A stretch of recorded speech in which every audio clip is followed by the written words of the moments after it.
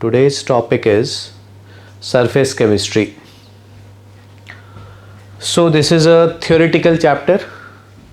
Theoretical chapter है ये और क्लास 12th का टॉपिक है.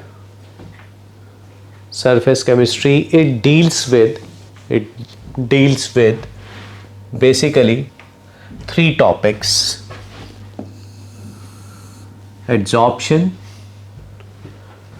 colloids very important, और colloid में ही हल्का आइडिया emulsions का, colloid के ही का ही पार्ट है वो. तो ये 2 बेसिक टॉपिक हैं इसके, बहुत ज़्यादा एक्सट्रीमली इम्पॉर्टेंट है. एक क्वेश्चन आता है आपके, चीज़ें कॉन्सेप्चुअल हैं, ऐसा नहीं है लोगों को लगता है कि सिर्फ याद करने का चैप्टर है, नहीं, कॉन्सेप्ट्स इन्वॉल्व है. वही कॉन्सेप्ट्स आज देखने हमें, ठीक है. So let's start with first topic, that is adsorption.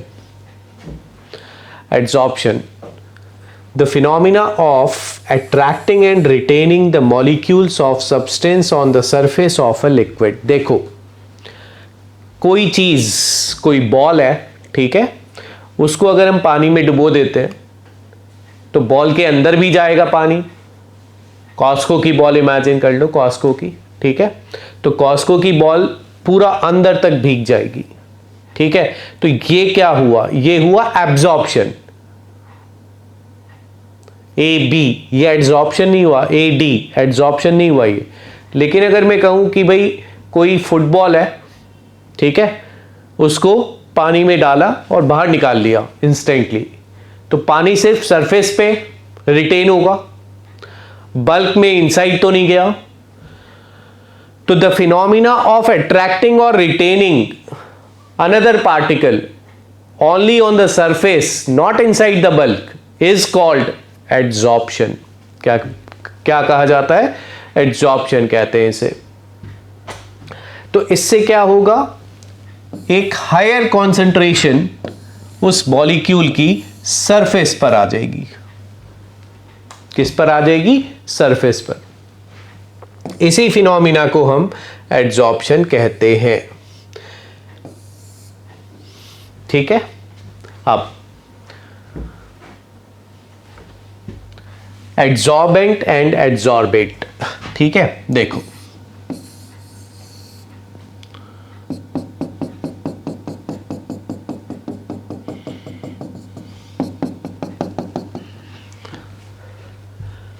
इसमें ये जो सब्सटेंस है जो सरफेस पे आ गया, ठीक है, वो सब्सटेंस एड्सॉर्ब हो रहा है, जो हो रहा है, ठीक है, वो the substance on the surface of which adsorption takes place, ठीक है. 2 चीजें हैं, देखो, जिसकी सरफेस पे हुआ और जो खुद हो गया. तो जिसकी सरफेस पे हुआ वो तो आपका बच्चों एड्सॉर्बेंट है, और जो एड्सॉर्ब हुआ वो एड्सॉर्बेट है. क्लियर है? अब पढ़ लेते हैं. That gets adsorbed on the surface are called adsorbate. अभी मैं इसके बारे में क्यों नहीं बोल रहा हूं, इंटरमॉलिक्यूलर अट्रैक्शंस वगैरह, क्योंकि अभी मैं क्लासिफाई करूंगा एड्सॉर्प्शन को 2 पार्ट्स में, ठीक है. तो तब देखेंगे कि आखिर ये यहां पे आता कैसे है, ठीक है. Colloids on account of their extremely small dimension possess enormous surface area per unit mass and are therefore good adsorbents. ये एक एडिशनल नॉलेज है तुम्हारे लिए, क्या कि जो कोलॉइडल सब्सटेंसेस होते हैं उनका एनॉर्मस सरफेस एरिया होता है, ठीक है, तो उनकी एड्सॉर्प्शन करने की टेंडेंसी काफी ज्यादा होती है. अब ये तो बिल्कुल बेसिक डिफरेंस है एब्जॉर्प्शन और एड्सॉर्प्शन में. Absorption, as we all know, uniformly distributed throughout the body. मतलब मैंने कहा था ना कि कॉस्को की बॉल को काफी देर के लिए पानी में डाल के छोड़ दो, सब जगह पानी हो जाएगा, सरफेस पे भी और इनसाइड भी, ठीक है. The concentration is the same through out the material. ऐसा नहीं सरफेस पे ज्यादा है अंदर कम, ऐसा कुछ नहीं. बल्क फिनोमिना, पूरे बल्क में गया ना, absorption occurs at uniform rate, ये स्लोली मैंने कहा टाइम दो बॉल को तब ये हो पाएगा, ठीक है, स्लो रेट से। जबकि एब्जॉर्प्शन में हायर कॉन्सेंट्रेशन होगी सिर्फ सरफेस पर, the concentration of the absorbent differ, क्योंकि हाई कॉन्सेंट्रेशन होगी सरफेस पे, सरफेस फिनोमिना है, रैपिड होता है एकदम बिगनिंग में, थोड़ा फिर लेयर्स बन जाएंगी, फिर एकदम बिगनिंग में तो रैपिड होगा, फिर लेयर बन जाएगी, लेयर के ऊपर लेयर चढ़ना मुश्किल हो जाता है तो वो स्लो डाउन हो जाता है। But initially it is a fast process, initially it is a fast process, surface पे एकदम से तो पानी आ ही जाएगा, ठीक है। अब थर्मोडायनेमिक्स ऑफ एड्जॉर्प्शन बहुत ज्यादा है, थर्मोडायनेमिक्स ऑफ एड्जॉर्प्शन से कॉन्सेप्ट बिल्डिंग जनरेट होगा। देखो, अगर कोई सब्सटेंस किसी दूसरे सब्सटेंस पे एड्जॉर्ब हो रहा है, ठीक है, तो हो रहा है तो ईदर या तो स्ट्रॉन्ग बॉन्डिंग से हो रहा है या वीक इंटरमॉलिक्यूलर फोर्सेस से हो रहा है, ठीक है, कुछ ना कुछ बॉन्डिंग तो है ना, चाहे वीक चाहे स्ट्रॉन्ग, वीक स्ट्रॉन्ग का जिक्र बाद में करेंगे, बट बॉन्डिंग होगी। अगर बॉन्डिंग होगी तो बताओ डेल्टा एच आपका नेगेटिव होगा, ठीक है, मतलब बॉन्डिंग हुई, all bond formation is exothermic in nature, तो डेल्टा एच आपका नेगेटिव हुआ। अब सपोज करो कोई गैस किसी मेटल की सरफेस पर आके चिपक गई, तो बताओ उसकी जो डिग्री ऑफ फ्रीडम थी, रैंडमनेस थी, वो कम हो गई। रैंडमनेस अगर कम हुई तो बताओ उसका एंट्रोपी गिर गया, तो डेल्टा एस भी उसका क्या हुआ, नेगेटिव। डेल्टा एच नेगेटिव क्यों, क्योंकि बॉन्ड हुक बने। डेल्टा एस नेगेटिव क्यों, क्योंकि उसका गैस का एड्जॉर्प्शन होने से रैंडमनेस कम हुआ, ठीक है। अब we all know this equation, delta G equals to delta H minus T delta S. अब ये बताओ कि डेल्टा एच कैसा है, नेगेटिव है, ये टर्म आपकी नेगेटिव है। डेल्टा एस आपका नेगेटिव है तो ये टर्म आपकी पॉजिटिव हो गई, माइनस लगाए ना यहां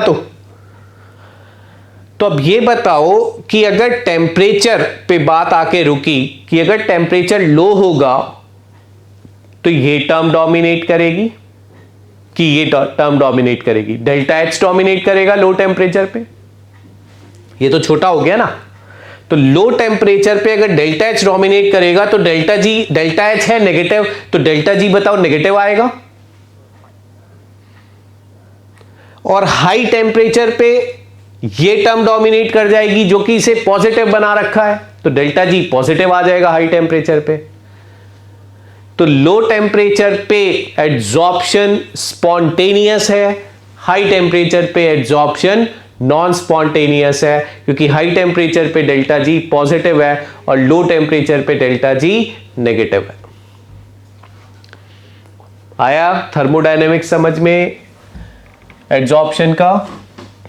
अब let's come two important part of this topic कि एड्जॉर्प्शन, अब ये जो हुआ सरफेस पे आया कोई सब्सटेंस, रिटेन रह गया, तो रिटेन रह गया तो कुछ ना कुछ बॉन्ड्स डेवलप हुए। अब वो जो बॉन्ड्स हैं वो अगर weak van der Waals forces of attractions है, अगर weak van der Waals forces of attractions है, ठीक है, तो उस एड्जॉर्प्शन को फिजिकल एड्जॉर्प्शन बोलते हैं, फिजिजॉर्प्शन। और अगर बाकायदा रिएक्शन हुई, कोवलेंट बॉन्ड्स बन गए, बहुत स्ट्रॉन्ग बॉन्ड्स बन गए, तो ऐसे एड्जॉर्प्शन को केमिकल एड्जॉर्प्शन बोलते हैं, केमिजॉर्प्शन। देखो, when the particles of the adsorbate are held to the surface by physical forces such as van der Waals forces, तो इसको हम फिजिजॉर्प्शन बोलते हैं। और केमिजॉर्प्शन में molecules are held to the surface by chemical forces basically covalent bonds. कौन से bonds? Covalent bonds. ठीक है, अब इनमें जो इंपॉर्टेंट पॉइंट्स ऑफ डिफरेंसेस है वो देखते हैं, काफी इंपॉर्टेंट है ये टेबल। ठीक है, देखो नेचर ऑफ एड्जॉर्प्शन, ये यहां पे फिजिकल है, ये यहां पे केमिकल है। ठीक है, नेचर ऑफ एड्जॉर्प्शन बिल्कुल, अगर weak van der Waals forces से है तो फिजिकल है, और अगर स्ट्रॉन्ग फोर्सेस से है तो केमिकल एड्जॉर्प्शन है। एंथैल्पी सब में हमें पता है रिलीज होगी एनर्जी, लेकिन कहां कम होगी कहां ज्यादा है? फिजिजॉर्प्शन में लो डेल्टा एच होगा, यहां हाई होगा। ठीक है, अब temperature at which adsorption is more pronounced, ये बड़ी इंपॉर्टेंट बात है। जब तक तुम टेम्परेचर, ये आईआईटी में कम से कम 3 बार यही क्वेश्चन पूछ चुका है, जब तक तुम टेम्परेचर लो रखोगे तब तक उसे बच्चों फिजिजॉर्प्शन मानना, फिजिकल एड्जॉर्प्शन मानना।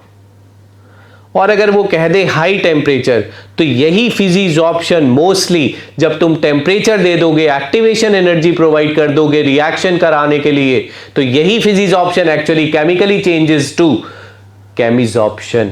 तो लो टेम्परेचर पे फिजी होता है, हाई टेम्परेचर पे केमिजॉर्प्शन होता है। ठीक है, और देखो टेम्परेचर बढ़ाने से फिजिजॉर्प्शन कम होगा, क्योंकि वो किसकी तरफ बढ़ रहा है? वो तो केमिजॉर्प्शन की तरफ बढ़ रहा है। ठीक है, स्पेसिफिसिटी बिल्कुल, एड्जॉर्प्शन फिजिजॉर्प्शन बिल्कुल कोई स्पेसिफिक नहीं होगा, किसी भी मेटल पे कोई सी भी गैस आ सकती है, थोड़ा बहुत एड्जॉर्ब हो सकती है, जबकि केमिजॉर्प्शन बिल्कुल स्पेसिफिक होगा, क्योंकि रिएक्शन तो जहां होगी वही हो सकती है, ऐसा नहीं कि किसी भी मेटल की किसी भी गैस के साथ रिएक्शन हो जाए। तो ये नॉन हाईली स्पेसिफिक है। ठीक है, जबकि ये नॉन स्पेसिफिक है। नेचर ऑफ एड्जॉर्बेट लेयर, देखो केमिजॉर्प्शन में तो क्योंकि रिएक्शन होनी है एड्जॉर्बेंट के बाद, तो रिएक्शन होनी है, तो एक मोनोलेयर बन के रुक जाता है, जबकि फिजिजॉर्प्शन में पहले मोनोलेयर बनी, ठीक है, रेजिडुअल एनर्जी थोड़ी बच जाती है, तो एक दो चार लेयर और बन सकती है, तो ये मल्टी लेयर्ड हो जाता है। कौन सा? फिजिजॉर्प्शन।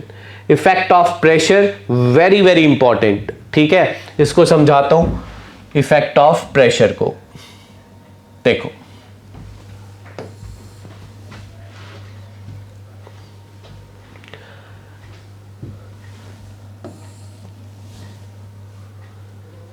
चाहे फिजिजॉर्प्शन हो चाहे केमिजॉर्प्शन हो, ठीक है, rate, extent of adsorption, extent क्यों बोला इसे? X amount of gas adsorbed है, और एम वो सरफेस का मास है जिस पे गैस एड्जॉर्ब हो रही है। तो जैसे जैसे तुम प्रेशर बढ़ा रहे हो तो गैस कंडेंस कर रही है, ठीक है, मतलब एड्जॉर्प्शन का एक्सटेंट बढ़ रहा है। प्रेशर बढ़ाओ, एक्स बाई एम बढ़ रहा है, लेकिन ये ऐसा एक सैचुरेशन प्रेशर तक रीच करने पर होता है, उसके बाद x by m nearly constant हो जाता है। उसके बाद it does not basically changes with pressure, एक प्रेशर तक ये बढ़ता रहेगा, चाहे फिजिजॉर्प्शन हो चाहे केमिजॉर्प्शन है। तो ये एग्जैक्टली ये पॉइंट ऑफ डिफरेंस नहीं है, ये पॉइंट ऑफ सिमिलैरिटी ही है। ठीक है, the extent of adsorption of a gas per unit mass of adsorbent, मतलब x by m, depends upon pressure. The variation of extent of adsorption and the pressure is given as below. A graph between the amount of adsorption and gas pressure keeping the temperature same. बच्चों ये isotherm है, temperature same रखेगा इसमें, ठीक है। तो यहां पे इसको एड्जॉर्प्शन आइसोथर्म बोलते हैं। ये फिजिजॉर्प्शन और केमिजॉर्प्शन का दोनों का सेम है, ठीक है। X is mass of adsorbent, M is mass of adsorbent. चलो वापस टेबल पे आते हैं। ये समझ में आ गया, इंक्रीज विद प्रेशर, ठीक है। एनर्जी ऑफ एक्टिवेशन, बताओ, केमिकल रिएक्शन होने के लिए एनर्जी ऑफ एक्टिवेशन चाहिए, तो हाई एनर्जी ऑफ एक्टिवेशन कब रिक्वायर्ड होगी? केमिजॉर्प्शन में, और फिजिजॉर्प्शन में activation energy required will be very low. Dependence of nature of adsorbate, ठीक है, ये बहुत इंपॉर्टेंट पॉइंट है। ऐसी गैसेस जो आराम से लिक्विफाई हो सकती है, हाईली लिक्विफाइबल है, क्यों? क्योंकि उनका क्रिटिकल टेम्परेचर हाई है। क्रिटिकल टेम्परेचर हाई है तो वो लिक्विफाई हो सकती है। वो लिक्विफाई हो सकती है मतलब वो अपनी काइनेटिक एनर्जी को कम कर सकती है over a wide range of temperature. तो यहां पे बच्चों हो क्या रहा है एड्सॉर्प्शन होने में? अपनी kinetic energy, degree of freedom को कम ही तो करना है ना। तो जो मोर लिक्विफाइबल, इजीली लिक्विफाइबल गैसेज होंगी, ठीक है, जिनका क्रिटिकल टेम्परेचर हायर होगा, उसका एक्सटेंट ऑफ फिजिजॉर्प्शन ज्यादा होगा। easily liquefiable gases are more readily adsorbed, ठीक है। ease of desorption, डिसॉर्प्शन क्या है? डिसॉर्प्शन एड्सॉर्प्शन का उल्टा है, इवेपोरेशन है बेसिकली, ठीक है। ग्राफ, ये टेम्परेचर वाला ग्राफ हम देखते हैं अब। चलो, ये it is very very important. ये फिजिजॉर्प्शन का अलग होता है, केमिजॉर्प्शन का अलग होता है। इसमें टेम्परेचर क्या करेंगे? वैरी करेंगे, बट इसमें प्रेशर सेम रख लेंगे, तो इसको आइसोबार बोलेंगे। इन कर्व्स को क्या बोलेंगे? आइसोबार।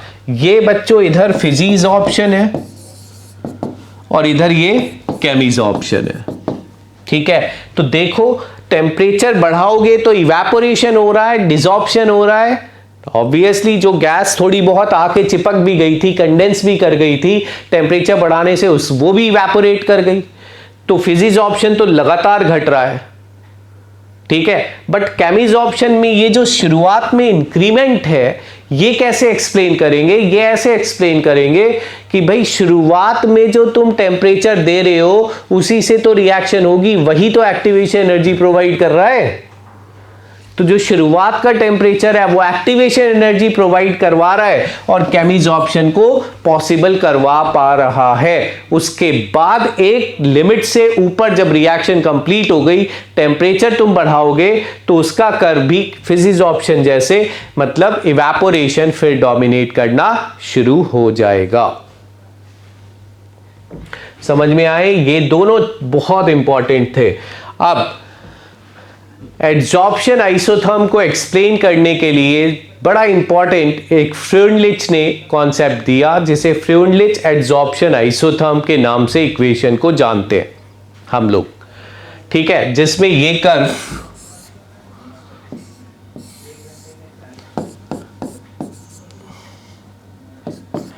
आइसोथर्म को एक्सप्लेन किया गया, ठीक है। उसमें क्या कहा कि भाई x by m is directly proportional to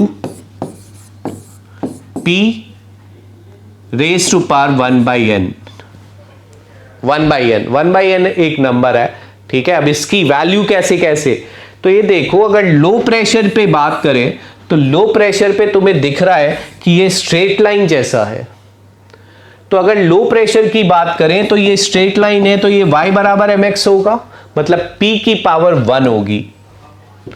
low pressure पर ये स्ट्रेट लाइन है, तो x by m is k into p raise to power 1। Intermediate pressure पर और हाई प्रेशर पर, अब बताओ हाई प्रेशर पर तो बच्चों ये कांस्टेंट ही हो गया, तो x by m is equal to k हो गया। k हो गया तो बताओ p की पावर फिर 0 हो गया। देखो, इंडिपेंडेंट ऑफ प्रेशर, कब? Eight high pressure. Intermediate pressure में इट वेरीज बिटवीन 0 टू 1, ठीक है। 1 बाई एन जो पावर है वो 0 से 1 के बीच में वेरिएशन शो करती है। चलो, अब इन्होंने थोड़ा सा और आगे हमने क्या किया कि चलो ये इक्वेशन आ गई,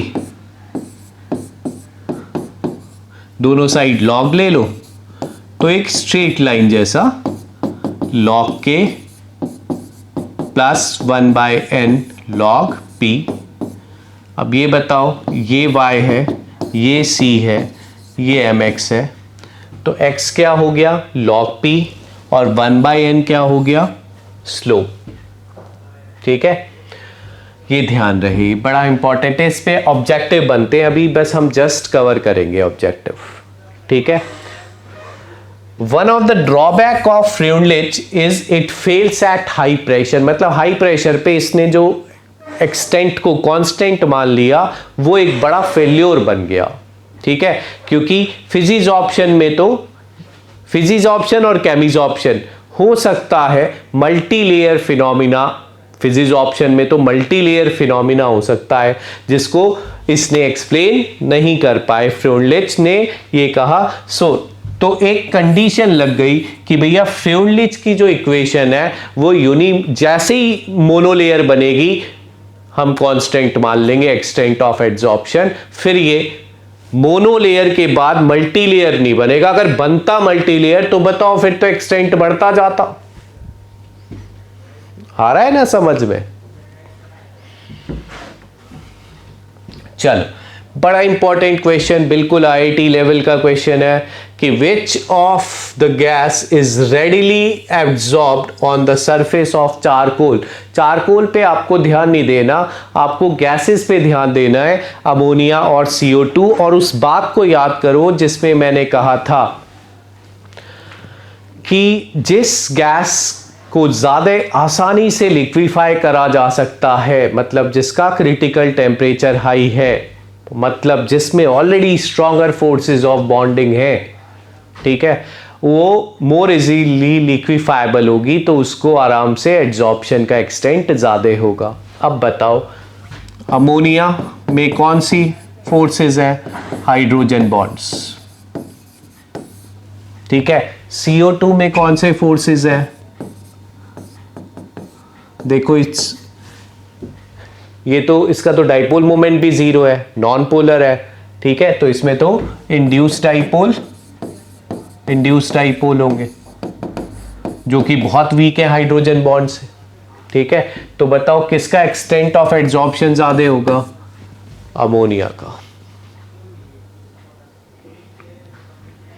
समझ में आया? और अगर कोई और गैस भी डाल दे, सपोज करो वो कहे कि दो गैसेस हैं HBr और HI, ठीक है, तो अब बताओ इन दोनों में हाइड्रोजन बॉन्डिंग तो है नहीं, हाइड्रोजन बॉन्डिंग नहीं है तो फिर क्या है? सीधे सिर्फ क्या है उसमें? पोलर मॉलिक्यूल है, तो वैंडरवाल्स फोर्सेस तो होंगे ही। वैंडरवाल्स में भी कौन से? डाइपोल। अब डाइपोल इसमें भी है, डाइपोल इसमें भी है, डाइपोल फोर्सेस ऑफ अट्रैक्शंस। ठीक है, तो ये बताओ इसका मोलर मास ज्यादा है तो फिर इसमें अट्रैक्शंस ज्यादा होंगे और वो आराम से लिक्विफाई हो जाएगी, यानी उसका एक्सटेंट ऑफ एड्सॉर्प्शन भी ज्यादा होगा। चल, in an adsorption experiment a graph between log x by m versus log p, चलो देखते हैं। x by m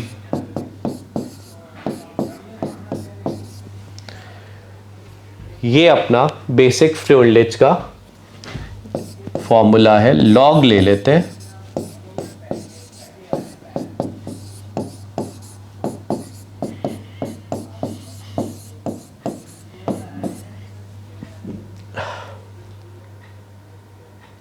ग्राफ है लीनियर उसने दिया और स्लोप उसने 45 डिग्रीज दिया। स्लोप अगर 45 डिग्रीज है तो बताओ tan 45 आपका 1 होता है,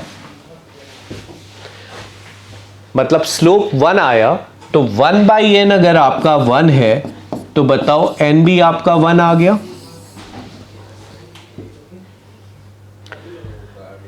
Intercept of the log x by m was found to be 0.3010। अच्छा, तो ये मेरे को एकदम स्ट्राइक कर रहा है कि log के अगर 0.3010 है, log के अगर 0.3010 है तो बेसिकली दिस इज log 2,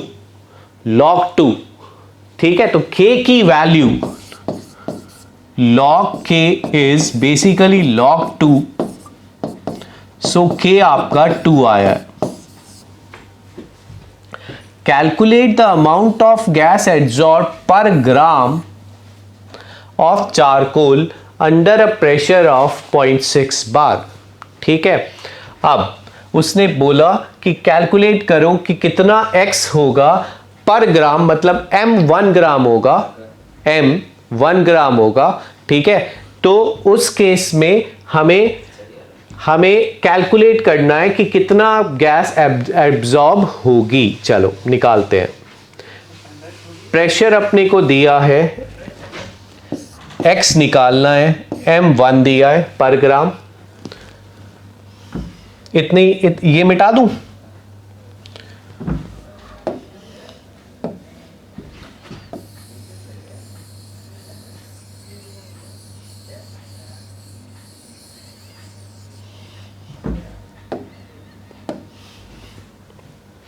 चलो x निकालना है, m1 है, k की वैल्यू हमारी 2 है, pressure is 0.6, 1 by n is 1, so x is 1.2 gram. Hope समझ में आ गया। फर्स्ट इंफॉर्मेशन से हमने K और 1 by n निकाल लिए। सेकेंड इंफॉर्मेशन में इस P पर, इस प्रेशर पर K और n की वैल्यूज पुट कर दी और x निकाल लिया for when m will be 1 gram. How many grams of gas would be absorbed per gram, again m is 1, at 8 atm by assuming Freundlich adsorption isotherm। चलो, x by m is equal to k p raised to power 1 by n। k इसने कितना दिया है, 10 की power -2। P उसने दिया है 8 की पावर 1/3 हो जाएगी क्योंकि n 3 है ना, और m उसने दिया है पर ग्राम के लिए x। So again it's a very easy question. तो 8 का क्यूब रूट 2 हो जाएगा, 2 इंटू 10 की पावर -2 ग्राम। क्लियर हुआ? चलो, another important sub topic of this chapter is colloidal solutions. देखो, एक सॉल्यूट है, एक सॉल्वेंट है, मिलके बनेंगे सॉल्यूशन। ठीक है, अब सॉल्यूट पार्टिकल के जो साइज है उस पे डिपेंड करेगा कि ट्रू सॉल्यूशन है कि कोलॉइड है कि सस्पेंशन है। अगर 1 नैनोमीटर से छोटे साइज का पार्टिकल है सॉल्यूट का, ठीक है, तो वो ट्रू सॉल्यूशन है, मिक्स हो जाएगा, परफेक्टली होमोजीनस है। और अगर 1 से 1000 नैनोमीटर के बीच में सॉल्यूट पार्टिकल का साइज है तो वो हेट्रोजीनस सिस्टम बना लेगा। किसके साथ? सॉल्वेंट के साथ, बट वो जो सॉल्यूट है वो डिस्पर्स रहेगा सॉल्वेंट में। ठीक है, और अगर 1000 नैनोमीटर से भी बड़ा साइज कर दो तुम सॉल्यूट पार्टिकल का, ठीक है, तो उसमें फिर ग्रेविटी का इफेक्ट लगेगा और फिर वो नीचे बैठ जाएगा सॉल्यूट का पार्टिकल, और उसको बोलेंगे सस्पेंशन या पीपीटी, प्रेसिपिटेट। ठीक है, तो ये ध्यान दो कि 1 से 1000 नैनोमीटर के बीच का सॉल्यूट पार्टिकल का साइज होना चाहिए for a solution to be colloidal. अब उसमें जो सॉल्यूट पार्टिकल्स हैं उनको क्या कहते हैं? सॉल्यूट पार्टिकल्स को कहते हैं डिस्पर्स्ड फेज। क्या बोलते हैं? Dispersed phase. और सॉल्वेंट को क्या बोला जाता है? Dispersion medium. क्या बोला जाता है? Dispersion medium. ठीक है, तो medium in which colloidal are dispersed is called dispersion medium, और जो डिस्पर्स हो रहा है throughout the medium that is called DP, dispersed phase. तो मैं सॉल्यूट को डीपी बोलूंगा पूरे चैप्टर में और सॉल्वेंट को डीएम बोलूंगा। ठीक है, डीपी प्लस डीएम मिलके आपका क्या बनेंगे? Colloidal solution. फॉर एग्जाम्पल एक अगर गोल्ड सोल तैयार करें तो गोल्ड हमारा डीपी है, पानी में तैयार होगा और वाटर हमारा डीएम हो जाएगा।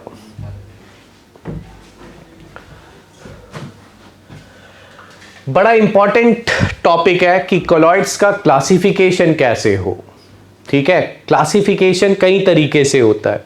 ठीक है, पहला क्लासिफिकेशन है कि अपना डीपी और डीएम की फिजिकल स्टेट्स क्या क्या हैं। ठीक है, फिजिकल स्टेट्स, अगर फिजिकल स्टेट डीपी में सॉलिड है और डीएम आपका दोनों सॉलिड है तो उस कॉलॉइड को बोला जाता है सॉलिड सोल। क्या बोलते हैं? Solid sol. और अगर डीपी सॉलिड है और डीएम लिक्विड है तो उसको सिर्फ सोल, और पहले तीन में देखो डीपी हम सॉलिड लेंगे और डीएम को चेंज करेंगे सॉलिड लिक्विड गैस। अगले तीन में हम डीपी को लिक्विड लिक्विड लिक्विड लेंगे, फिर इसको चेंज करेंगे सॉलिड लिक्विड गैस, फिर हम डीपी को गैस गैस लेंगे और डीएम को चेंज करेंगे सॉलिड लिक्विड गैस। तो अब तुम कहोगे गैस गैस आपने नहीं लिखा, तो गैस गैस इसलिए नहीं लिखा गया बच्चों क्योंकि गैस गैस मिक्स हो जाएंगे और वो होमोजेनस सिस्टम हो जाएगा। और कॉलॉइडल हमें पता है, कॉलॉइडल की मोस्ट इंपॉर्टेंट प्रॉपर्टी है कि इट्स अ हेट्रोजीनस सिस्टम।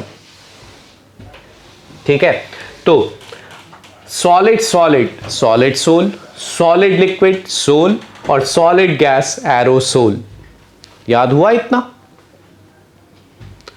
चलो, liquid solid gel, liquid liquid emulsion, liquid gas liquid aerosol.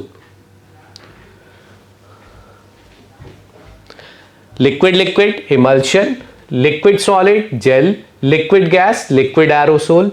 Gas solid solid sol दोबारा से सेम है, एनसीईआरटी में भी सेम है। ठीक है, वही फॉलो कर रहे हैं।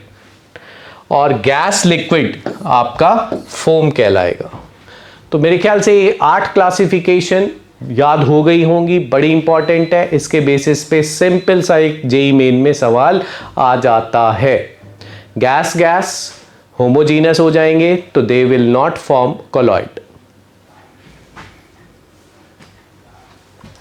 अब जो मेन इंपॉर्टेंट क्लासिफिकेशन है दूसरा, वो है ऑन द बेसिस ऑफ कि डीपी डीएम में कैसी दोस्ती है, कैसी एफिनिटी है। अगर डीपी और डीएम में बहुत हाई एफिनिटी है, ठीक है, मतलब डीपी डीएम, डीपी के ऊपर डीएम की लेयर बन जाए, सॉल्वेशन हो जाए डीपी का, ठीक है, तो ऐसे सोल को बोलेंगे लायोफिलिक, लायोफिलिक सोल। और अगर DP DM hate each other, मतलब डीपी कहीं अलग थलग है, डीएम कहीं अलग थलग है, ठीक है, तो ऐसे सोल को हम लायोफोबिक, फोबिया है, ठीक है, दोनों में एक दूसरे के लिए, तो ऐसे सोल को हम लायोफोबिक सोल बोलेंगे। अब दिक्कत क्या है कि जैसे ही लायोफोबिक सोल की बात हुई तो डीपी कहीं अलग है, डीएम कहीं अलग है, तो डीपी डीपी में कोहेसिव फोर्स के कारण जुड़ने की टेंडेंसी बहुत प्रबल ज्यादा हो जाती है। और डीपी डीपी के पार्टिकल अगर जुड़ना शुरू हो गए बच्चों, तो बताओ पार्टिकल साइज बढ़ेगा, बढ़ते ही वो सस्पेंशन में कन्वर्ट होने की टेंडेंसी बहुत ज्यादा हो जाती है उस केस में।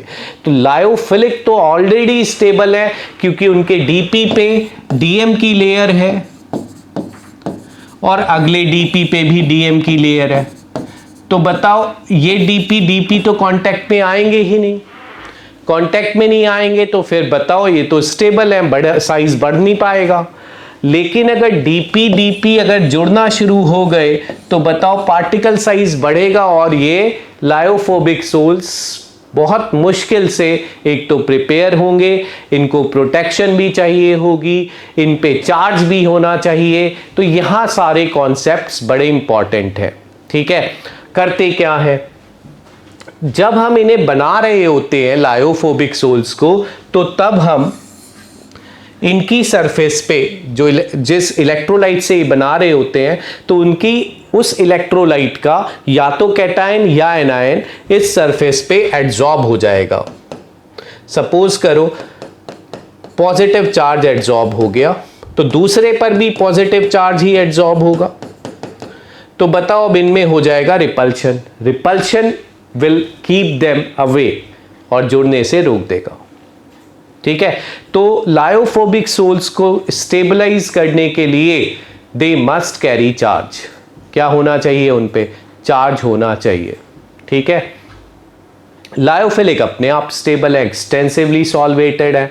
ठीक है, आगे धीरे धीरे पढ़ेंगे कि चलो चार्ज के साथ साथ, चार्ज तो कभी कभी क्या होता है कि कोई हम बाहर से इलेक्ट्रोलाइट मिला देते हैं और अगर यहां पॉजिटिव है तो उस इलेक्ट्रोलाइट का जो एनायन है वो इस चार्ज को न्यूट्रलाइज कर देता है, और जैसे ही चार्ज न्यूट्रलाइज होगा तो फिर ये जुड़ जाएंगे। ठीक है, तो धीरे धीरे हम पढ़ेंगे कि लायोफोबिक सोल्स को एक्स्ट्रा प्रोटेक्शन भी चाहिए, जहां पे गोल्ड नंबर का कॉन्सेप्ट भी आएगा। ठीक है, lyophobic sols are solvent hating colloids in which there is no affinity between particles of dp and dm। ठीक है, such solutions are formed with difficulty only by stable methods, they are readily precipitated, मैंने अभी बताया ही है, और coagulation भी बोलते हैं उस प्रोसेस को, अभी आगे आएगा coagulation, very important sub topic है। ठीक है, and hence are not stable. Further once precipitated they do not give back colloidal। हाँ, ये भी इंपॉर्टेंट बात है कि एक बार पीपीटी बन गया तो वो वापस सोल स्टेट में, कोलॉइडल स्टेट में नहीं लाए जा सकते। ऑल्दो यहाँ पे एक पॉइंट है, यहाँ पे एक पॉइंट वो है कि पेप्टाइजेशन में यहीं पे समझा देता हूँ पेप्टाइजेशन क्या है। वैसे हम लायोफोबिक सोल्स को बच्चों इरिवर्सिबल बोलेंगे, मतलब वंस कोएगुलेटेड, वंस पीपीटी हो गया उनका, वो वापस सोल स्टेट में नहीं लाए जा सकते। लेकिन पेप्टाइजेशन एक तरीका होता है कि अगर हमारा फ्रेशली प्रेसिपिटेटेड सोल है तो अभी क्योंकि उसके बीच की बाउंड्रीज देखो, ये बाउंड्री प्रेजेंट है, तो अगर हम सूटेबल इलेक्ट्रोलाइट सच एज कोई सा भी आयन मिला दें और वो आयन इस पे एड्जॉर्ब होना वापस शुरू हो जाए तो ये फिर से अलग अलग हो जाएंगे। ठीक है, तो देखो फ्रेशली प्रेसिपिटेटेड सोल तो वापस लाया जा सकता है सोल स्टेट में। ठीक है, स्टिल हम लायोफोबिक को इरिवर्सिबल सोल्स बोलेंगे। ठीक है,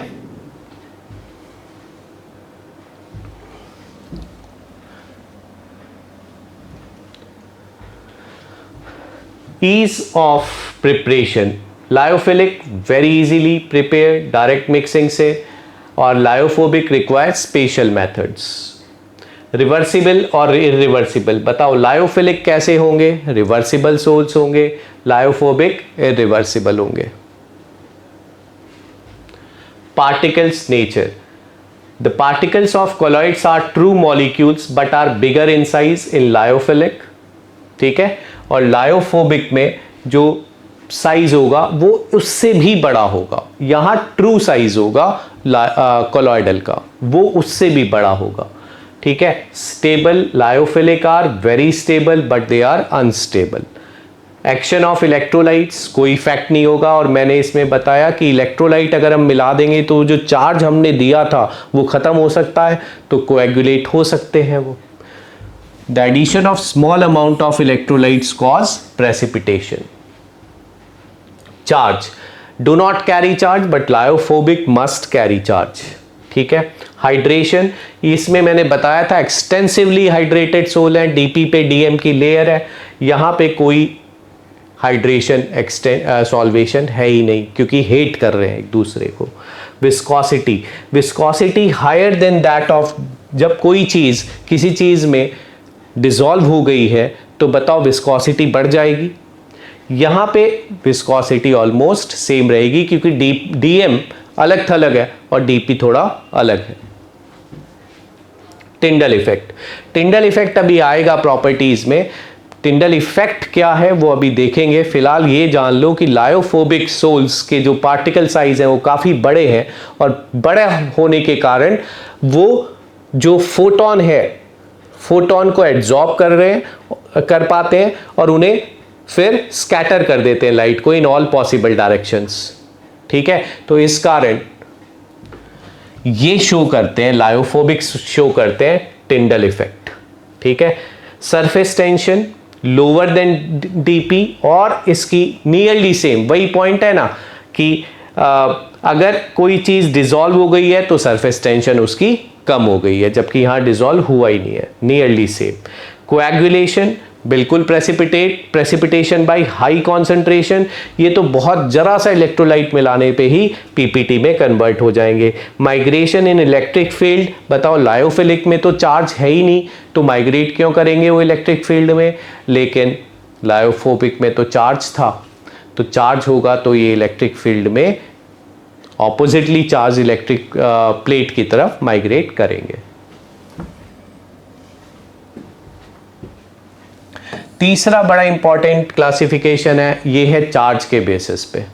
तो चार्ज के बेसिस पे ये है कि भाई अगर डीपी पे पॉजिटिव चार्ज है, डीपी के पार्टिकल्स पे पॉजिटिव चार्ज है तो वो पॉजिटिव सोल कहते हैं हम उसे, और अगर डीपी के पार्टिकल पे नेगेटिव चार्ज है तो उसे हम नेगेटिव सोल कहते हैं।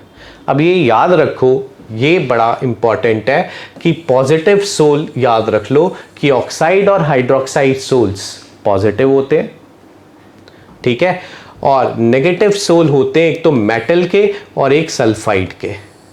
बाकी तो तुम याद चाहे रखो चाहे ना रखो, ये दो इंपॉर्टेंट चीजें याद रखो। Metal oxides, metal hydroxides positive, और सिर्फ मेटल या सल्फाइड नेगेटिव सोल्स। और अदर टाइप्स ऑफ कोलॉइड्स, ये भी क्लासिफिकेशन इंपॉर्टेंट है, पता होना चाहिए। Multi molecular, macro and associated. देखो मल्टी मॉलिक्यूलर में क्या होगा, the particle consist of an aggregate of atoms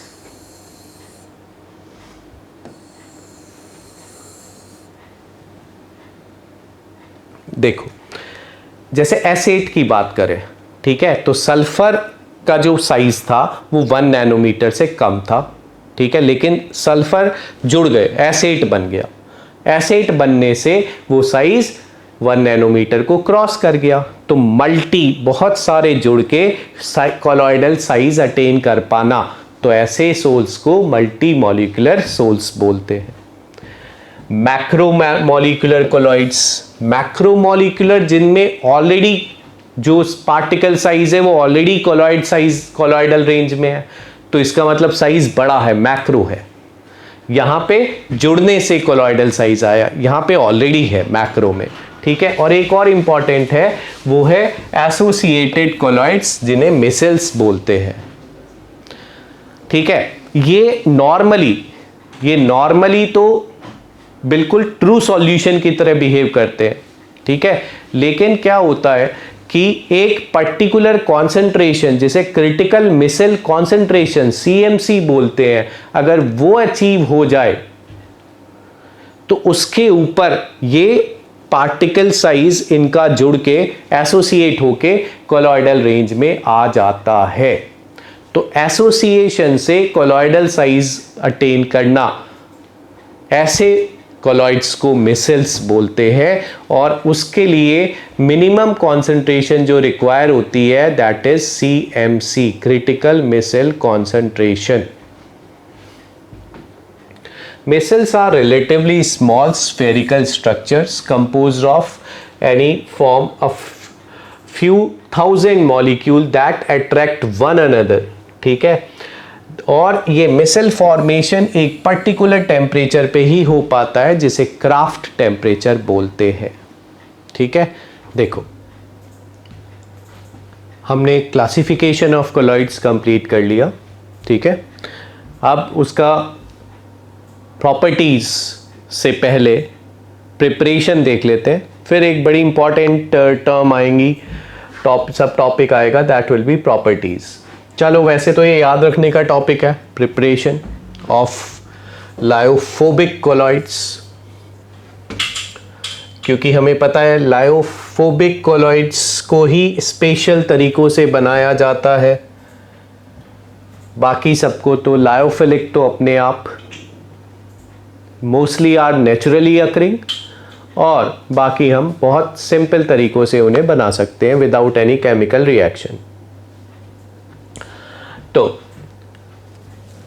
ये कंडेंसेशन मेथड्स हैं जो हम करने जा रहे हैं केमिकल मेथड्स में।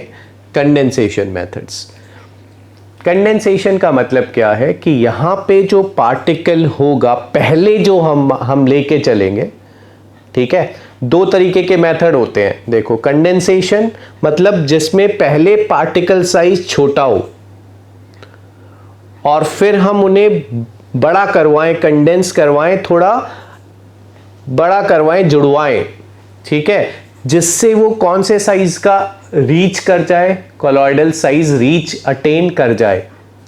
और एक दूसरा क्या होगा, डिस्पर्जन। डिस्पर्जन में बड़े बड़े साइज के रॉक पार्टिकल्स हम छोटे छोटे पार्टिकल्स में लाएंगे, कौन से साइज में, कोलॉइडल में लाएंगे।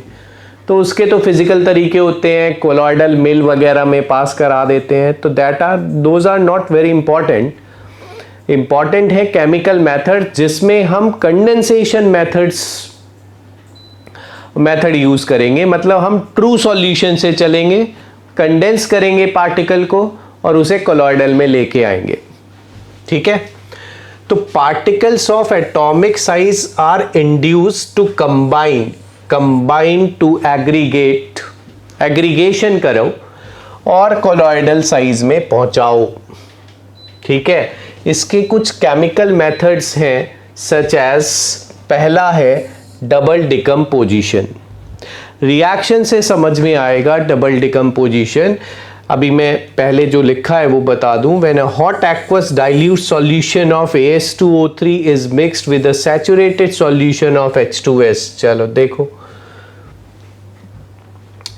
ये और ये दोनों ट्रू सॉल्यूशन है।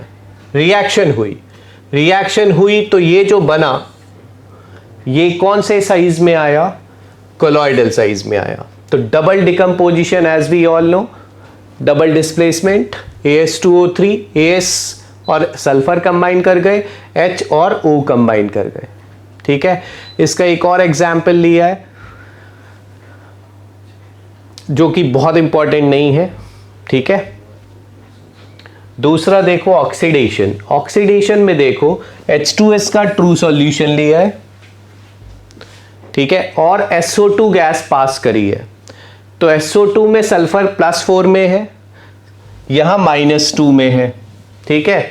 और इसका अगर ऑक्सीडेशन करा दिया जाए, S को 0 में ले आया जाए, तो सल्फर का सोल तैयार हो जाता है। या फिर ब्रोमीन वाटर, हमें पता है it is also a mild oxidising agent, ठीक है। तो H2S को ऑक्सीडाइज कराया जा सकता है ब्रोमीन वाटर से या SO2 से। थर्ड जो तरीका है वो है रिडक्शन, ठीक है, जिससे most common gold silver solutions sol बनाए जाते हैं। +3 में गोल्ड था,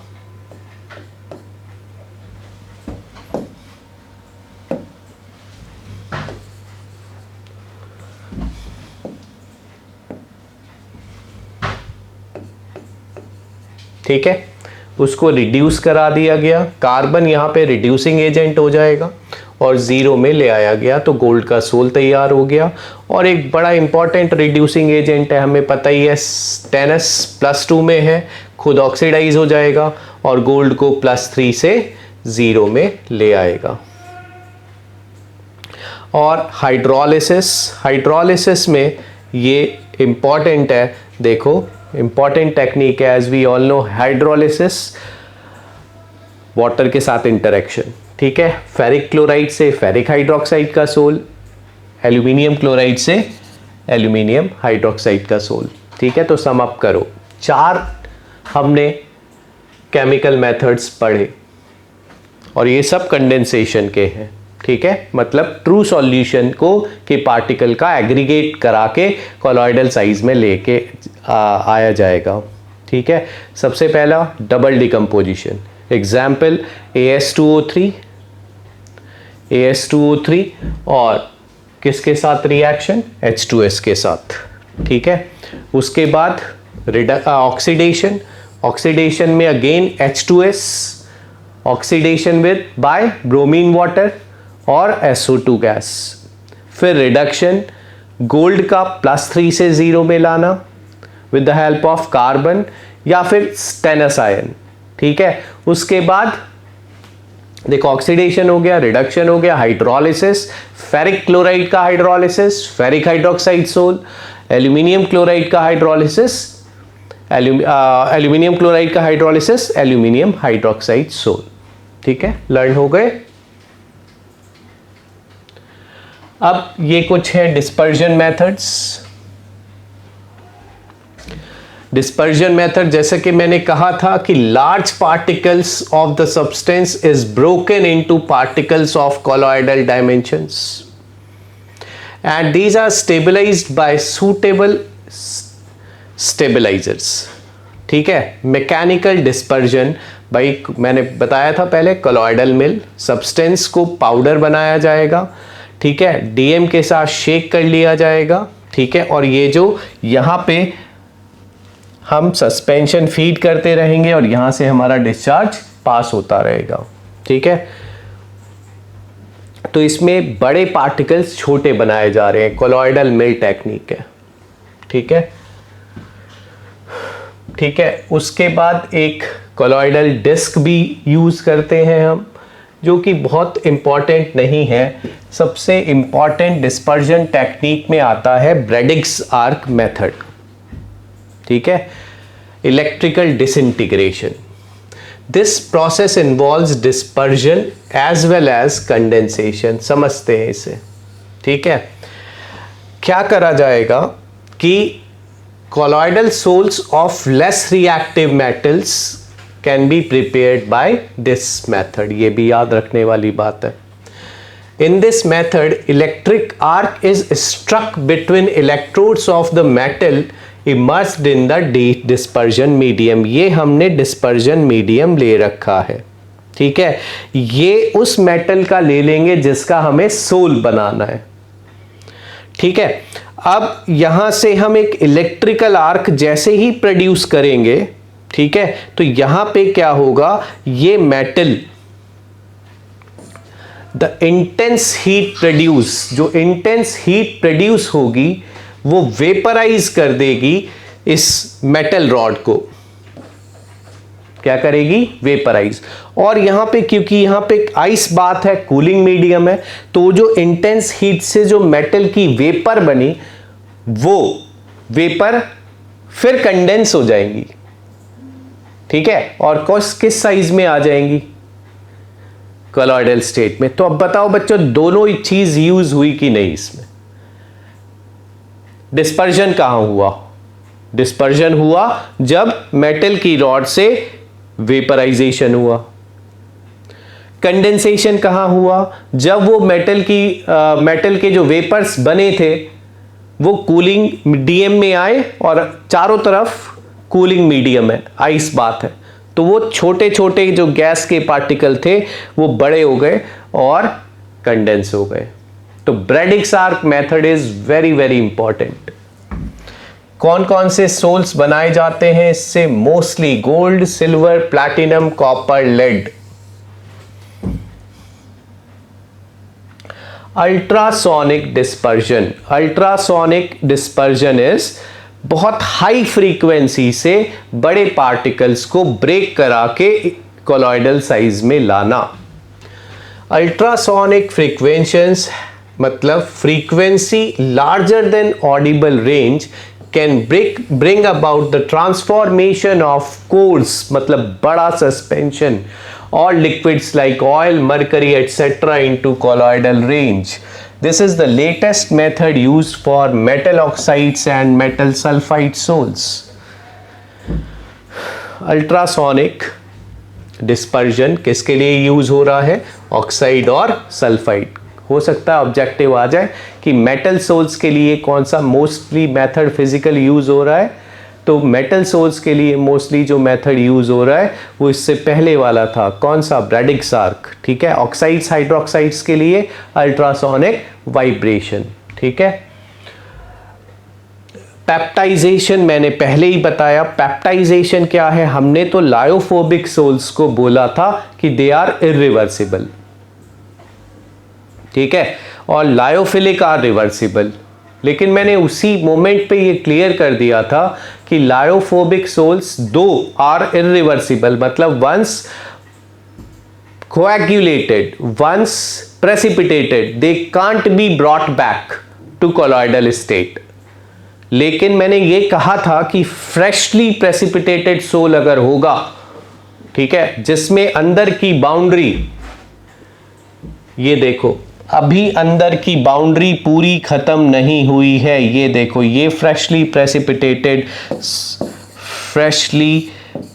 प्रेसिपिटेटेड सोल है, इसमें अभी अंदर की ये जो बाउंड्री है ये पूरी तरीके से खत्म नहीं होती है, ठीक है। तो जब हम इसमें कोई सूटेबल इलेक्ट्रोलाइट डालेंगे, याद रखना कोएगुलेट भी इलेक्ट्रोलाइट मिला के ही हुआ था, पेप्टाइज भी इलेक्ट्रोलाइट मिला के ही होगा। कोएगुलेट के कौन से इलेक्ट्रोलाइट मिला के हुआ था? जिसने उसका चार्ज न्यूट्रलाइज कराया था, ठीक है। वो अभी आएगा कोएगुलेशन और हार्डी-शुल्ज रूल्स। फिलहाल ये देखो कि कोई सूटेबल इलेक्ट्रोलाइट जो कि इन बाउंड्रीज पे एड्सॉर्ब होना शुरू हो जाए तो यहां रिपल्शन होगा, और रिपल्शन होने के बाद ये पार्टिकल तीनों अलग अलग हो गए।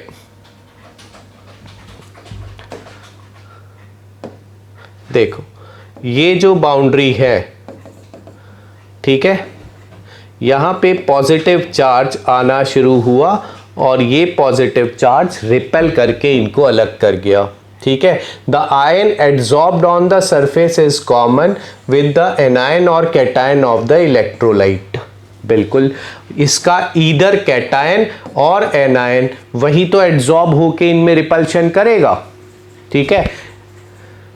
This causes the development of positive और नेगेटिव चार्ज, या तो पॉजिटिव एड्सॉर्ब होगा या नेगेटिव, बाकी सारा डीएम में चला जाएगा आयन, ठीक है, which break up into smaller particle of colloidal size. तो मेरे ख्याल से फिजिकल मेथड्स भी सब समझ में आ गए। ये बहुत इंपॉर्टेंट टॉपिक है, important properties of colloidal sols, ठीक है। सबसे पहली प्रॉपर्टी तो ये है कि अपना जो कोलॉइडल सॉल्यूशन है वो हेट्रोजीनस है, इट्स नॉट होमोजीनस, मतलब डीपीडीएम के साथ मिक्सअप होके होमोजीनस फेज नहीं बना रहा, डीपीडीएम के साथ एक हेट्रोजीनस फेज बना के रखा हुआ है, ठीक है।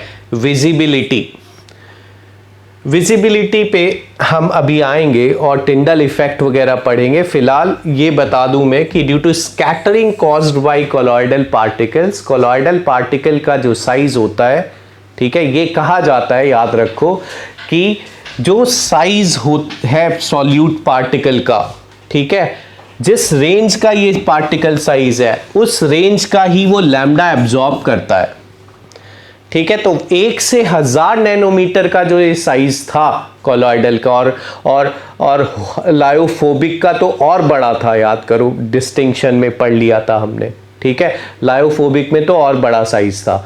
तो बताओ 1 से 1000 में भी 1000 वाले आसपास की जो रेंज है, ठीक है, वो विजिबल वाले वेवलेंथ की फोटोन की रेंज आ गई कि नहीं? तो ये जो डायमेंशन है ना, ये उसी वेवलेंथ को एब्जॉर्ब करती है, एग्जैक्टली सेम, मतलब नियर बाय वेवलेंथ को एब्जॉर्ब कर लेती है। कहने का मतलब समझ में आया? मतलब 1 से 1000 नैनोमीटर में बड़े पार्टिकल्स, करीब जो 300-400 से 1000 नैनोमीटर के पार्टिकल साइज हैं, वही वो क्या करते हैं, वो सेम वेवलेंथ का लैम्डा एब्जॉर्ब करते हैं और उन्हें स्कैटर कर देते हैं एवरी पॉसिबल डायरेक्शन में, जिसके कारण ये हमें ब्राइट दिखता है एक कोलॉइडल सॉल्यूशन, ठीक है। हर पॉसिबल डायरेक्शन में स्कैटरिंग हो जाती है उस लाइट की। फिल्ट्रेबिलिटी भी इजी है। अगर हम चाहें कि भाई ये तो हेट्रोजीनस है, हम चाहें कि भाई ये तो ऑर्डिनरी फिल्टर पेपर से हम डीपी अलग कर देंगे, डीएम अलग, तो नहीं हो पाएगा ऐसा, ठीक है। हेट्रोजीनस भले ही हो, ये सस्पेंशन नहीं है, ऑर्डिनरी फिल्टर पेपर से ये पास कर जाएंगे। कॉलिगेटिव प्रॉपर्टीज देखो, we know pi, delta T B elevation in boiling point, depression in freezing point, osmotic pressure and relative lowering in vapour pressure, ये 4 कॉलिगेटिव प्रॉपर्टीज हैं। ठीक है, अब कॉलिगेटिव प्रॉपर्टीज है जो किस पे डिपेंड करें, मोलैरिटी, मोलैलिटी या अमाउंट, मोल्स ऑफ सॉल्यूट पर। अब ट्रू सॉल्यूशन तो कॉलिगेटिव प्रॉपर्टीज दिखाते ही हैं, ये हम solutions and colligative property chapter में देख चुके हैं। लेकिन ध्यान रखना कि ये जो स्टेट है कॉलॉइडल, कॉलॉइडल भी सारी कॉलिगेटिव प्रॉपर्टी शो करते हैं। मतलब अगर हम ज़्यादा कंसंट्रेशन करेंगे तो चारों की चारों कॉलिगेटिव प्रॉपर्टी इंक्रीज हो जाएंगी।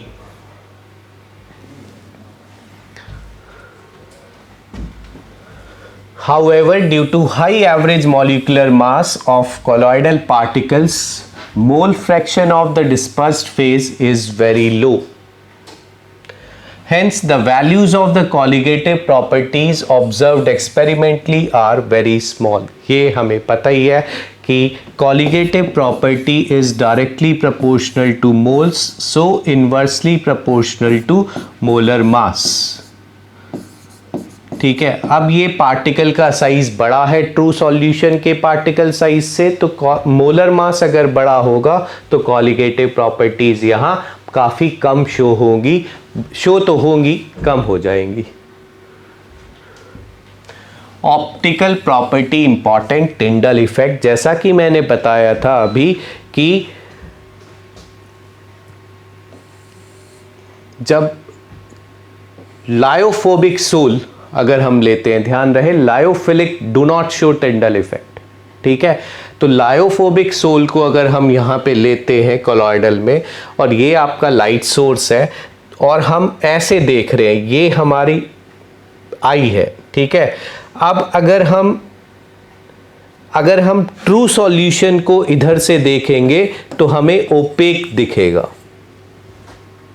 क्योंकि उसने लाइट एब्जॉर्ब ही नहीं करी, फोटोन एब्जॉर्ब नहीं करा। एब्जॉर्ब करेगा तब एब्जॉर्प्शन होगा, तो फिर स्कैटरिंग होगी।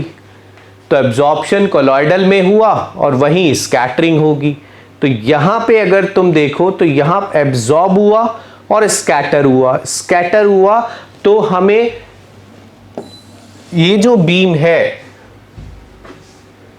ठीक है, ये जो बीम है, हमें अगर हम देखें तो this phenomena is due to scattering of light from the surface. In a true solution there are no particles to scatter, hence the beam is invisible. यहां से opaque दिख रहा है, यहां से हमें bright tyndall cone दिखेगा, bright दिखेगा पूरा solution। ये optical property है। मैकेनिकल प्रॉपर्टी वही है कि ये जो पार्टिकल हैं ये कंटिन्यूअस जिगजैग मोशन में है, डीपी के पार्टिकल डीएम में स्टेशनरी नहीं है। In fact mechanical motion, this motion, zigzag motion, Brownian motion is responsible, यही रेस्पॉन्सिबल है फॉर स्टेबिलिटी ऑफ सोल। ये मोशन रुक गया तो सस्पेंशन बन गया समझो। The particles were seen to be in constant zigzag motion, ठीक है, और this is responsible for stability of soul। यही zigzag motion stability provide करता है। इलेक्ट्रिकल प्रॉपर्टीज याद होती जा रही है, हमने हेट्रोजीनियस से शुरू करा, फिर फिल्ट्रेबिलिटी पे आए, फिर ऑप्टिकल प्रॉपर्टी, टिंडल इफेक्ट, उसके बाद हमने मैकेनिकल प्रॉपर्टी देखी। तो सारी प्रॉपर्टीज़ बड़ी इंपॉर्टेंट है। कॉलिगेटिव प्रॉपर्टी देखी और ये लास्ट है इलेक्ट्रिकल प्रॉपर्टी, जिसे और क्या बोलते हैं, इलेक्ट्रोफोरेसिस। ठीक है, क्या करो कि अगर हम एक यू ट्यूब अरेंजमेंट में एक सोल भरें, ठीक है, और ऑपोजिटली चार्ज प्लेट्स इंसर्ट कर दें, मतलब इलेक्ट्रिक फील्ड लगा दें यहाँ पे, तो हम ये देखेंगे कि जो भी सोल के डीपी पे चार्ज होगा, ठीक है, सपोज करो पॉजिटिव चार्ज है वो, तो वो जो सोल का डीपी का पार्टिकल है वो ऑपोजिटली चार्ज प्लेट की तरफ मूव करेगा और वहां आके इकट्ठा होगा, अपना चार्ज लूज करेगा, तो वहां जाके उसका कोएगुलेशन होगा, प्रेसिपिटेशन होगा। ठीक है, और वही तो ये इस पूरी प्रोसेस को इलेक्ट्रोफोरेसिस बोलते हैं। इसका एप्लीकेशन क्या है कि it is used to determine, एक तो इससे हमें चार्ज पता लग जाएगा कि भाई किस तरफ जाके कोएगुलेशन हुआ, ठीक है, तो चार्ज पता लगाने के काम आता है। दूसरा, it is used for coagulation of sol को कोएगुलेट करने के काम भी आता है इलेक्ट्रोफोरेसिस। चलो देख लेते हैं। The existence of charge on colloidal particles is confirmed by electrophoresis experiment. When electric potential is applied across two platinum electrodes dipped in a colloidal solution, the colloidal particles move towards one or other electrode. The movement of colloidal particles under the application of electric field is called electrophoresis. Electrical double layer theory, ये भी important है, Helmholtz theory. हम पहले से बोलते आ रहे हैं lyophobic sols must carry charge, ठीक है। तो चलो, और ये चार्ज आया कैसे? एड्जॉर्प्शन से आया। जो डीपी के पार्टिकल है उन्होंने चार्ज को एड्जॉर्ब करा, ठीक है। तो अब चार्ज को एड्जॉर्ब करा, सपोज करो उन्होंने कैटायन को एड्जॉर्ब कर लिया इलेक्ट्रोलाइट के ड्यूरिंग इट्स प्रिपरेशन। जब प्रिपरेशन कर रहे होते हैं उस टाइम पे एक इलेक्ट्रोलाइट जिससे बना रहे होते हैं उसको थोड़ा ज़्यादा कर देते हैं एक्सेस में, तो उसका कैटायन अगर एड्जॉर्ब हो गया सपोज करो डीपी पे, तो ये बताओ उसके एनायन का क्या हुआ? बात है ना कि एनायन को हम मान ले डीएम में चला गया,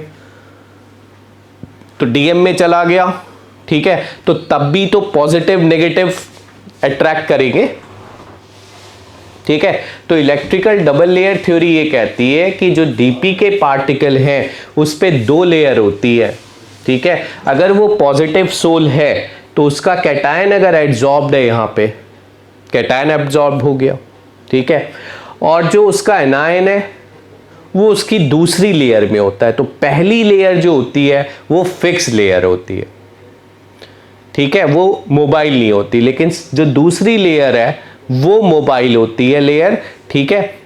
और इन दोनों के बीच में एक पोटेंशियल होता है zeta potential. Zeta potential is the potential required या जनरेटेड, ठीक है, जो इन चार्जेस को क्या नहीं होने देता, न्यूट्रलाइज नहीं होने देता, ठीक है। तो इसका मतलब जितना जीटा पोटेंशियल हाई होगा उतना ये चार्जेस सेपरेटेड रहेंगे, ठीक है। The combination of two layers of opposite charges around colloidal particle is called Helmholtz electrical double layer. First layer is firmly held, second layer is mobile. The charges of opposite sign on fixed and diffused parts of double layer result in potential between these layers. This potential difference between this and this is called electrokinetic potential or zeta potential. बड़ा important topic है coagulation और फ्लॉक्यूलेशन। बार बार शुरुआत से बोलते आ रहे हैं lyophobic souls need protection, ठीक है। तो प्रोटेक्शन कैसे उन्हें दिया जाता था? ड्यूरिंग प्रिपरेशन उनके चार्ज दे दिया जाता था, या तो कैटायन या anion. Electrical double layer theory हमने पढ़ी ली, कोई ना कोई आयन एड्जॉर्ब हो जाता है सरफेस पे, ठीक है, प्रेफरेंशियली, ठीक है, फॉर्मिंग फिक्स लेयर, ठीक है। अब अगर मैं ये बताऊँ उस चार्ज को न्यूट्रलाइज करा दूँ by the addition of some suitable electrolyte, ठीक है, जिसका कैटायन या एनायन उस डिस्पर्स्ड फेज के पे जो चार्ज है उसके लिए बहुत ज़्यादा एफिनिटी रखता हो, तो वो चार्ज न्यूट्रलाइज करा देगा। और सारे डीपी पे चार्ज अगर ख़त्म होगा तो बताओ वो कोहेसिव फोर्सेस से जुड़ेंगे, ठीक है। और अगर हम लो कॉन्सेंट्रेशन मिलाएंगे इलेक्ट्रोलाइट की तो इस प्रोसेस को हम फ्लॉक्यूलेशन बोलते हैं, और अभी ये रिवर्सिबल है। अभी हम चार्ज जो हमने हटाया वो वापस दे भी सकते हैं, ठीक है। सूटेबल इलेक्ट्रोलाइट डाल दें, अगर हम जो चार्ज हमने ख़त्म करा उस चार्ज को फिर से रीजनरेट करवा दें अगर हम। लेकिन अगर बहुत हाई कॉन्सेंट्रेशन हम इलेक्ट्रोलाइट की मिला दें तो चार्ज परमानेंटली ख़त्म हो जाएगा, और इस कारण हम लायोफोबिक सोल्स को इरिवर्सिबल भी बोलते हैं कि once coagulated they can't be brought back to sol state, ठीक है। तो permanent conversion, permanent precipitation is called coagulation. क्या बोला जाता है? कोएगुलेशन। वंस ये चार्ज खत्म होता है तो पार्टिकल्स जैसे ही कोएगुलेट जुड़ेंगे तो पार्टिकल साइज बढ़ता जाएगा, और फिर इफेक्ट ऑफ ग्रेविटी से, ग्रेविटी के इफेक्ट से वो सेटल डाउन करेंगे और प्रेसिपिटेशन में कन्वर्ट हो जाएंगे। यही यहाँ पे लिखा है, अगर तुम ध्यान से पढ़ो, कि at lower concentration of electrolytes the aggregation is called flocculation which can be reversed, whereas on shaking at high concentration of electrolyte coagulation takes place and it cannot be reversed by shaking. The stability is due to charge. Stability charge के कारण थी, वही charge आपने खत्म कर दिया तो particles form aggregate and settle down under the force of gravity. Coagulation value, इस पे अच्छा ऑब्जेक्टिव बनता है। कोएगुलेशन वैल्यू और गोल्ड नंबर दोनों पे अच्छे ऑब्जेक्टिव बनते हैं।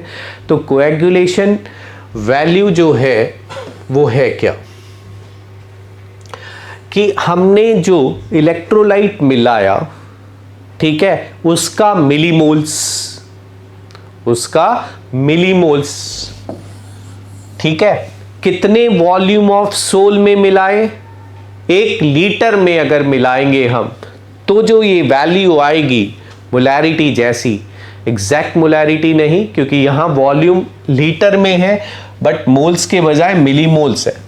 इसका मतलब काफ़ी कम मात्रा में इलेक्ट्रोलाइट ऐड करना पड़ता होगा, इसलिए यहाँ साइंटिस्ट ने मिलीमोल्स रखा।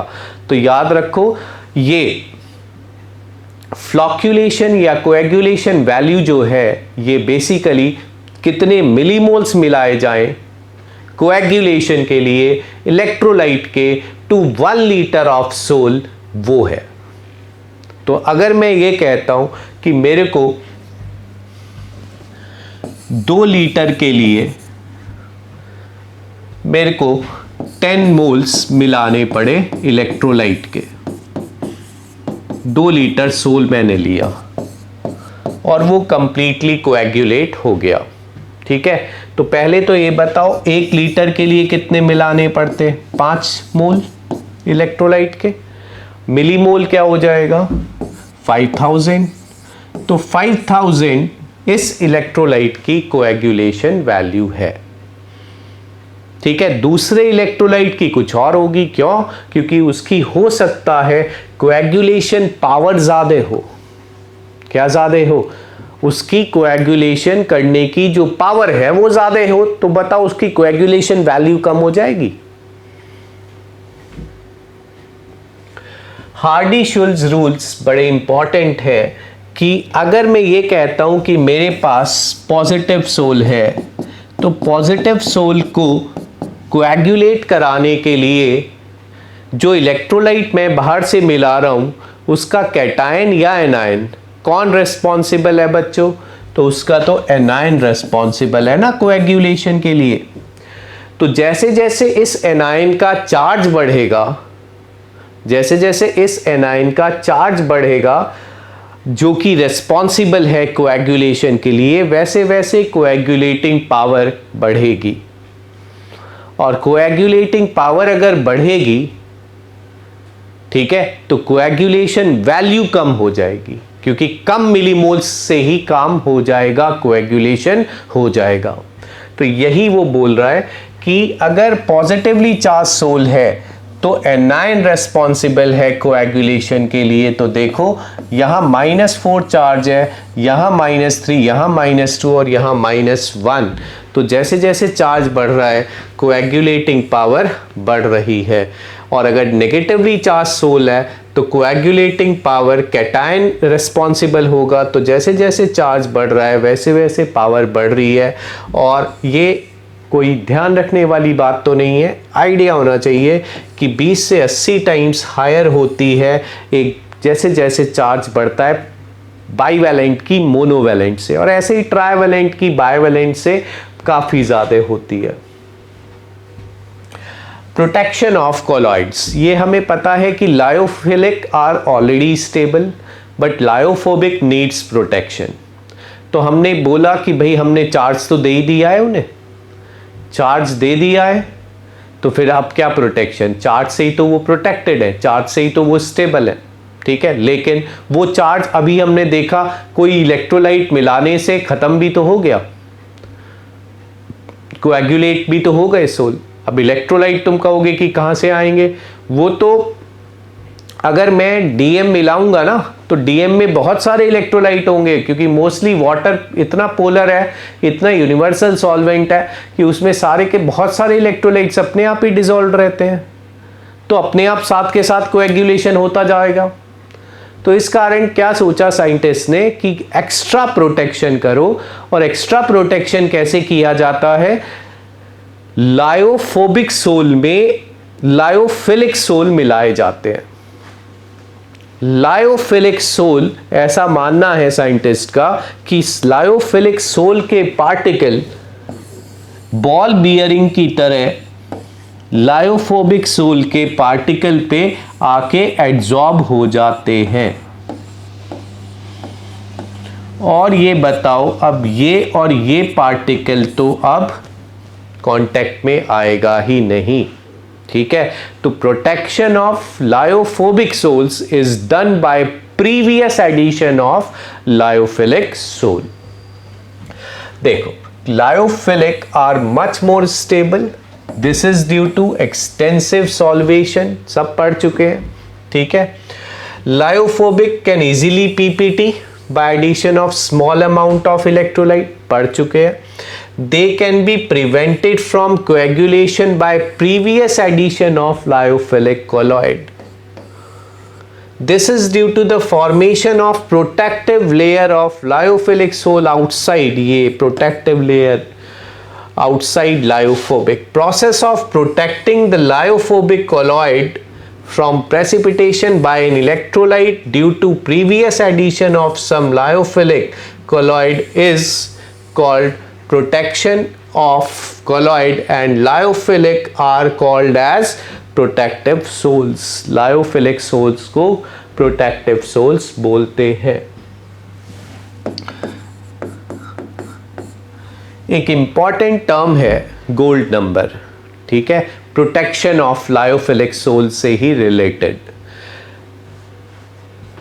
1901 में सिगमॉन्डी ने ये टर्म इंट्रोड्यूस करी, जिसको डिफाइन किया गया minimum amount of protective colloid in milligram.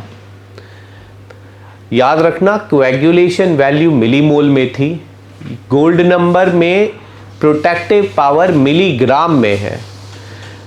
Minimum amount जो हमें प्रोटेक्ट करने के लिए मिलीग्राम में डालना पड़ेगा 10 ml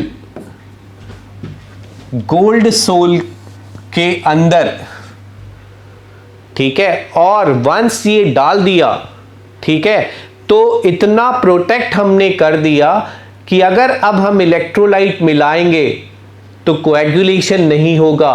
लेकिन कितना इलेक्ट्रोलाइट मिलाएंगे, जब हम 1 ml ऑफ 10% NaCl मिलाएंगे तो कोएगुलेशन ऑब्जर्व नहीं होगा। हाँ, इससे ज्यादा मिला दोगे तो कोएगुलेशन, इलेक्ट्रोलाइट अगर इससे ज़्यादा मिला दोगे 1 ml ऑफ 10% NaCl से ज़्यादा मिला दोगे तो कोएगुलेशन हो जाएगा।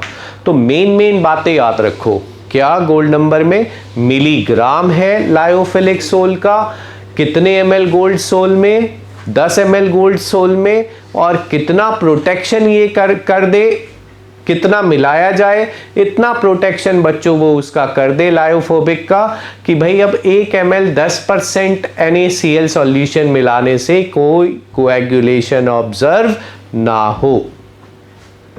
तो ये बताओ protecting power is inversely proportional to gold number, ये समझ में आया। गोल्ड नंबर अगर ज्यादा है तो इसका मतलब ज्यादा मिलाना पड़ा हमें मिलीग्राम, इसका मतलब उसकी प्रोटेक्टिव पावर कम रही होगी। और अगर गोल्ड नंबर कम है तो कम मिलीग्राम मिलाने पड़े प्रोटेक्ट करने के लिए, तो उसकी प्रोटेक्टिव पावर ज्यादा होगी। Application of colloidal sols, Cottrell smoke precipitator, ठीक है। 3 एप्लीकेशन में बता रहा हूं, artificial rain, formation of deltas, तीनों इंटरेस्टिंग एप्लीकेशन है। देखो अपना जो स्मोक है, स्मोक कोलॉइड है वो, जिसमें जो डीएम है वो गैस है, ठीक है, और जो डीपी है, ठीक है, वो कार्बन है। और वो जो कार्बन है दैट कैन बी पॉजिटिव और नेगेटिव, ठीक है। अब the smoke is a dispersion of negatively charge, मैंने बोला ना पॉजिटिव और नेगेटिव, तो that is negatively charge dispersed particle है कार्बन के इन एयर। एयर आपका डीएम है स्मोक में, ठीक है। अब ये बताओ कि अगर मैं ये जो कार्बन के पार्टिकल है ये हटा दूं तो एयर प्योर हो जाएगी कि नहीं, ठीक है। तो ये जो कार्बन के पार्टिकल हैं इन पे का जो नेगेटिव चार्ज है वो किसी भी तरीके से डिस्चार्ज करा दूं, इन्हें खत्म करा दूं, तो ये कोएगुलेट हो जाएंगे। तो बस यही करा जाता है क्वार्टरल स्मोक प्रेसिपिटेटर में, इनके कार्बन का पॉजिटिव चार्ज हटा दिया जाता है बाय एडिशन ऑफ इलेक्ट्रोलाइट से हटा देंगे, ठीक है, और ये कोएगुलेट कर जाएगा, तो कार्बन अलग हो जाएगा, प्योर एयर अलग हो जाएगी। दूसरा, हमने देखा है कि जहां नदियां समुद्र में आके मिलती है वहां बड़े बड़े बहुत लार्ज डेल्टास बन जाते हैं, ठीक है। तो ये भी एक एप्लीकेशन है कोलॉइड का। होता क्या है कि सी वाटर में तो कैटायंस है, देखो Na+, Mg+2, ये सब सी वाटर में है। और अपनी हमारा जो सैंड है, ठीक है, जो रिवर वाटर है, ठीक है, उसमें जो सैंड और क्ले है, ठीक है, उस पे है नेगेटिव चार्ज, वो भी कोलॉइड है, ठीक है। कोलॉइड ऐसा है जिसमें सैंड पार्टिकल डीपी है और पानी डीएम है, और उस सैंड पार्टिकल पे कौन सा चार्ज है, नेगेटिव। तो जैसे ही ये सी वाटर के कांटेक्ट में आएंगे तो ये जो कैटायंस है ना सी वाटर के सॉल्ट वाले, ये उनका नेगेटिव चार्ज खत्म करेंगे, और ये जो सैंड है ये अपना चार्ज जैसे ही लूज करेगा तो ये बड़े बड़े पार्टिकल्स में कोएगुलेट करेगा, इकट्ठा हो जाएगा, इसी को डेल्टा बोलते हैं। आर्टिफिशियल रेन, पहले तो थंडर, लाइटनिंग एंड रेन का फिनोमिना पढ़ लें, फिर आर्टिफिशियल रेन पढ़ लेंगे। देखो जो हमारे क्लाउड्स हैं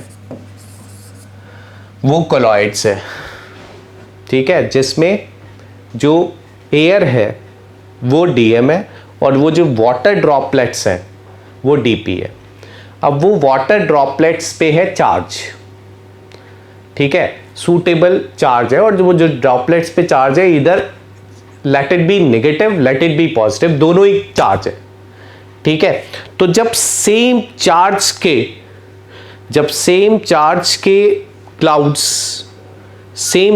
क्लाउड्स मतलब सेम ड्रॉपलेट्स है ना दोनों क्लाउड्स में, और ड्रॉपलेट्स पे इधर भी पॉजिटिव और इधर भी पॉजिटिव, ये पास आते हैं तो रिपल्शन से लाइटनिंग होती है।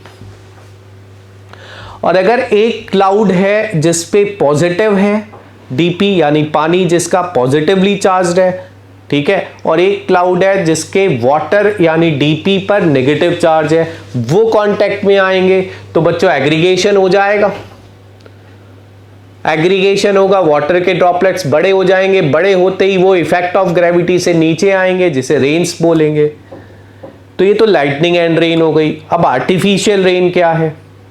अगर हमें रेन्स करानी है, ठीक है, तो हम क्या करते हैं कि हम क्लाउड के ऊपर जाके, हेलीकॉप्टर से क्लाउड के ऊपर जाते हैं और सूटेबल इलेक्ट्रोलाइट्स स्प्रिंकल कर देते हैं। तो जो काम ऑपोजिटली चार्ज क्लाउड ने किया था वो काम इलेक्ट्रोलाइट कर देगा। मतलब उसी क्लाउड के जो पार्टिकल थे, सपोज करो पॉजिटिव डीपी था, ठीक है, तो जो इलेक्ट्रोलाइट ऐड करेंगे उसका जो एनायन होगा वो उस चार्ज को खत्म करके एग्रीगेशन करा देगा, कोएगुलेशन करा देगा, और वो वाटर ड्रॉपलेट्स रेन के फॉर्म में नीचे गिरेंगे, जिसे हम आर्टिफिशियल रेन बोलेंगे। इमल्शंस, जैसा कि मैंने पहले कहा था कि emulsions is another important topic. Main तो कॉलॉइड है और फिजिजॉप्शन केमिजॉप्शन है, ये तो हमने पढ़ लिया। अब इमल्शंस क्या है? इमल्शंस याद करो, classification on the basis of physical state. जब डीपी और डीएम दोनों लिक्विड होंगे तो वो इमल्शन कहलाएगा। अब ये भी क्लियर है कि अगर दोनों मिसिबल लिक्विड होंगे तो वो होमोजीनस फेज हो जाएगा। तो वो अगर हेट्रोजीनस होना है तो उन दोनों को इमिसिबल होना पड़ेगा, जैसे ऑयल वाटर सिस्टम। अब ये भी बहुत क्लियर बात है कि ऑयल और वाटर को आप 1 घंटा अलग से रख दो मिला के, तो 2 लेयर बन जाएंगी, तो अपने आप सेपरेट हो जाएंगे। तो इसका मतलब इमल्शंस के लिए एक स्टेबलाइजर, इमल्सिफाइंग एजेंट जरूर चाहिए जो उन दोनों को लेयर्स में ना फॉर्म होने दे। तो इमल्शंस में लिक्विड लिक्विड डीपी डीएम दोनों लिक्विड होंगे, लेकिन एक इमल्सिफाइंग एजेंट होगा, स्टेबलाइजर होगा, जो उन दोनों को अलग अलग लेयर्स में सेपरेट होने से रोक देगा और उनके बीच का इंटरेक्शन कराता रहेगा।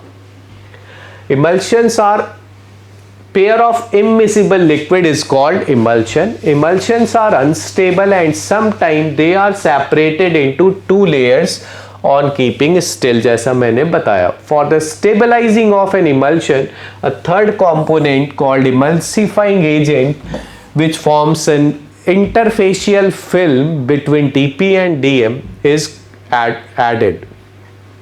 Emulsion droplets are bigger than Sol particles and can be seen under an ordinary microscope. चलो ये तो इंपॉर्टेंट नहीं है. अपना जो मिल्क है वो इमल्शन है जिसमें लिक्विड फैट टीपी है और लिक्विड वाटर डीएम है, ठीक है. और जो इमल्सिफाइंग एजेंट है वो एक नेचुरल इमल्सिफाइंग एजेंट है जिसको हम केसिन बोलते हैं, ठीक है. टाइप्स ऑफ इमल्शंस 2 टाइप के होंगे, ऑयल इन वाटर और water in oil. Oil in water में ऑयल आपका डीपी होगा और वाटर आपका डीएम होगा. वाटर इन ऑयल में डीपी आपका वाटर होगा और ऑयल आपका डीएम होगा. कुछ क्वेश्चंस कर लेते हैं. Which one of the following electrolytes is most effective for the coagulation of hydroxide sol? बताओ, मैंने पहले से बोलता आ रहा हूं, याद करो ये चीज. हाइड्रोक्साइड और ऑक्साइड सोल कौन से सोल है? अभी पॉजिटिव सोल. अब बताओ इनके लिए जो रेस्पॉन्सिबल आयन होगा वो कौन सा होगा? नेगेटिव. तो यहाँ पे बताओ -1, यहाँ पे -2, यहाँ पे -3. हार्डी-शुल्ज रूल्स लगा दो. तो ये बताओ मोस्ट इफेक्टिव कौन सा होगा? Na3PO4. Next question.